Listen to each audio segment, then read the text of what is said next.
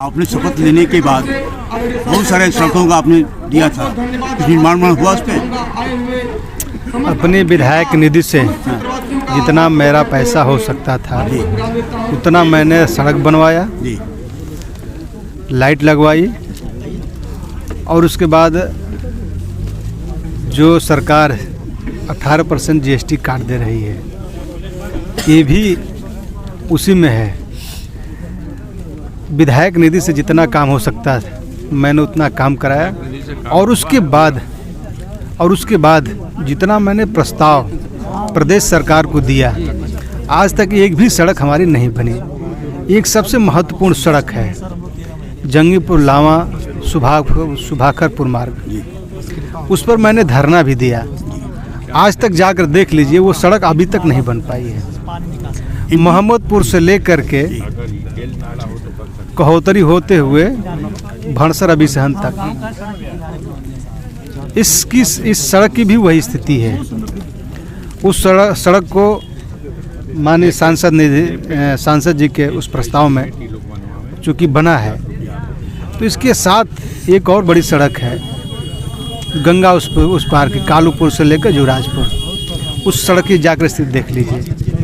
जितनी हमारी विधानसभा की महत्वपूर्ण सड़कें हैं उस सारी सड़कों को मैंने उत्तर प्रदेश सरकार को लिख कर दिया, विधानसभा में भी उठाया, लेकिन सरकार विपक्ष का विधायक होने के नाते एक भी कार्य हमारे विधानसभा में नहीं कर पाई। आपके क्षेत्र में सांसद जी का कितना काम हुआ है? सबसे ज़्यादा काम माननीय सांसद जी ने हमारे क्षेत्र में देने का काम किया है। देखा आपने, अभी विधायक जी से मेरी बात हो रही थी, विधायक जी ने बहुत सारी बातों को बताया कि कोई काम नहीं हुआ है और सरकार सिर्फ उनकी प्रस्ताव लिया लेकिन कोई काम नहीं किया। उपस्थित होकर इस रोड के उद्घाटन के अवसर पर माननीय सांसद जी को एक बहुत बड़ा आपने ताकत देने का काम किया है। लगभग 5 दिनों से जब सूर्य दिखाई ना दे रहा हो, कड़ाके की ठंड हो, लोग अपने घरों से नहीं निकल पा रहे हैं, तो कहीं न कहीं हमारे नेता माननीय सांसद श्री अफजल अंसारी साहब के आपने उद्घाटन के अवसर पर इतना बड़ा जन समूह और जन सैलाब उपस्थित होकर आपने कहीं न कहीं साबित करने का काम किया है कि जो गरीबों की आवाज, जो शोषितों की आवाज सड़क से लेकर सदन तक लड़ने का काम करते हैं, जिनका बहुत बड़ा इतिहास है और हर तरीके से लड़ने का काम करते हैं। चाहे कोई भी आपके दरवाजे पर गया है वापस नहीं आया है। ये मैं दावे के साथ कह सकता हूं कि जो जिस भावना के साथ गया है हमेशा माननीय सांसद जी ने आपका सम्मान करने का काम किया। आज इस उद्घाटन के अवसर पर आप सभी लोग उपस्थित होकर ये कहीं न कहीं सिद्ध करने का काम किया है। वहीं दूसरी तरफ हम कहेंगे साथियों कि जहां माननीय सांसद जी का एक लक्ष्य है कि हम गरीबों का, मजलूमों की और जो समाज का सबसे अंतिम पायदान का व्यक्ति है उसकी हमेशा हम मदद करने का काम करेंगे।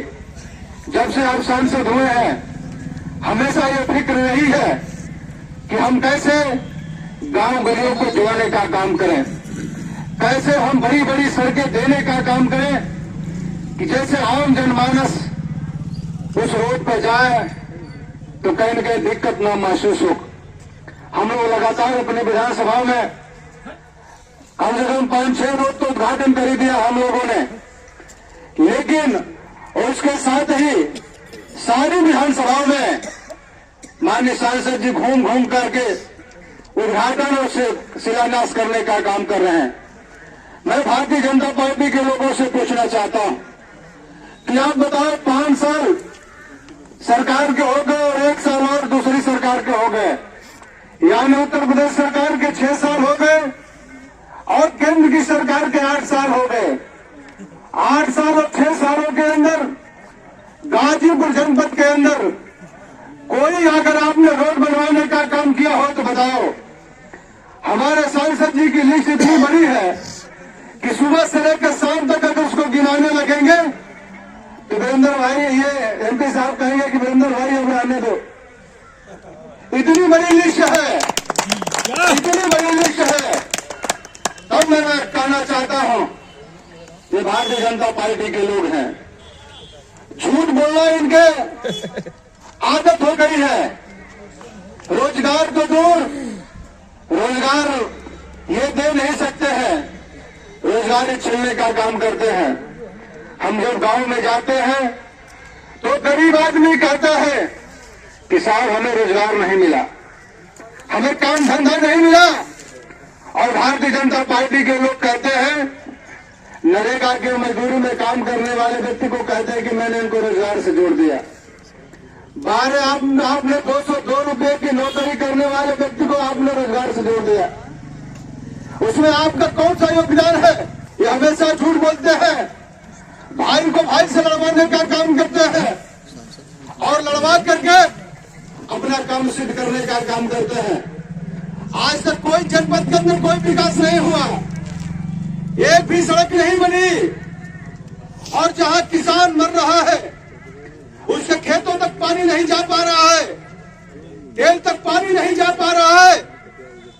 ये नहरें सूखी है, नहरों में पानी नहीं पहुंच पा रहा है। लाइनिंग और खुदाई और सफाइयां, लाइनिंग तो दूर, यहां इसकी सफाइयां नहीं हो पा रही है। मैंने लगातार विधानसभाओं में भी इस बात को ढोने का काम किया। एक्सीडेंट से लेकर सबको मैंने कहा, तब जाकर कुलसरवा से लेकर उधर कुछ थोड़ी बहुत सफाई करा पाए। उसके बाद सरकार के पास पैसा नहीं है, आपके पास रोड के लिए पैसा नहीं है, नहर खुदाई के लिए पैसा नहीं है, तो उत्तर प्रदेश का खजाने का पैसा कहां जाता है? आपको जवाब देना होगा। इस उत्तर प्रदेश का जब हर साल बजट पास होता है तो पैसा कहां जाता है? ये कहीं न कहीं जनता आपसे जवाब चाहती है, लेकिन भारतीय जनता पार्टी के लोग जवाब तो दो, उस पर एक भी कमेंट नहीं करना चाहते। मुख्यमंत्री जी की लंबी लंबी बातें होती हैं और लंबी लंबी बातें होकर के नीचे तक नहीं पहुंच पाता है। मैं नहीं समझ पाता है कि गरीबों को जो है आवास देने का आपने काम किया है।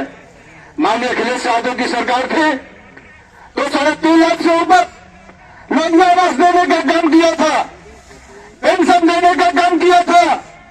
लेकिन बार उत्तर प्रदेश की केंद्र की और प्रदेश की सरकार, आप इस खजाने को कहां ले जा रहे हो? आज चारों तरफ हाहाकार मचा हुआ है, किसान परेशान है, नौजवान परेशान है, और हॉस्पिटल में दवाई तक नहीं है। ये प्रदेश की हालात है, चारों तरफ से हाहाकार मचा हुआ है। कोई भी ऐसा व्यक्ति नहीं है जो ये कह सकता है कि हमें रोजगार मिल गया, हम हॉस्पिटल की लागत का मूल्य मिल गया। आखिरकार हो क्या रहा है? आज धान जो केंद्र हुए हैं वहां जाकर देखिए धान केंद्रों की क्या स्थिति है और धान की कैसी स्थिति है। बिचौलिए बीच में, जो बिचौलिए है वो बीच में खा रहे हैं, और जो किसान धान लेकर जा रहा है वो मारे मारे सड़कों को घूम रहा है, और हमारे अधिकारी गण मस्त हैं, सरकार से कोई मतलब नहीं है, फरमान जारी हो गया और नीचे कुछ हो ही नहीं रहा है। जो बीच के बिचौलिए हैं वो जो है उसका लाभ ले रहे हैं। इसलिए मेरे साथी, मैं आपसे कहना चाहता हूं, ये वक्त, इस कड़ाके की ठंड, इस वक्त में माननीय अखिलेश यादव की सरकार थी, गांव गांव के अंदर कंबल वितरित हो जाते थे। गरीब जो है कंबल ओढ़कर अपना जीवन यापन करता था। लेकिन आज हमें नहीं समझ में आ पा रहा है कि कंबल किसी को मुहैया हो पा रही है, नहीं हो पा रही है। इसलिए मैं आपसे कहना चाहता हूं साथियों, आप ही हमारे मालिक हो। आने वाले वक्तों में जिस प्रकार से माननीय सांसद जी को लाखों लाख वोट से जिताकर देश की पार्लियामेंट में भेजने का काम करने का काम किया, आने वाले 24 के चुनाव में जितना इस इलाके में माननीय सांसद जी ने काम करने का काम किया है, देश की बड़ी पार्लियामेंट में भेजने का काम करना है साथियों। विकास देख रहा है तो इनसे पूछो कि विकास मैंने कहां कहां नहीं कराया है। कुछ लोग कहते हैं कि अफजल अंसारी ने विकास नहीं कराया है। जिनको भ्रम है वो आकर क्षेत्र के रोडों को देख ले कि विकास कहां हुआ है। और जिनको बड़ा गर्व होगा कि भारतीय जनता पार्टी के लोगों ने विकास किया है, उसके भी दरबारे पर जाकर देख लो, पूछ लो कि विकास आपने 5 साल 6 साल में और 8 साल में कहां कराया। ये कहीं भी फैसला लेने का वक्त आ रहा है। इसलिए मेरे साथियों, मैं पुनः आप सबका हार्दिक स्वागत अभिनंदन करते हुए पुनः आपके जीवन के उज्जवल भविष्य की कामना करता हूं और 9 वर्ष की ढेर सारी बधाई और शुभकामना देते हुए पुनः आपके उज्जवल भविष्य की कामना करता हूं। बहुत बहुत धन्यवाद।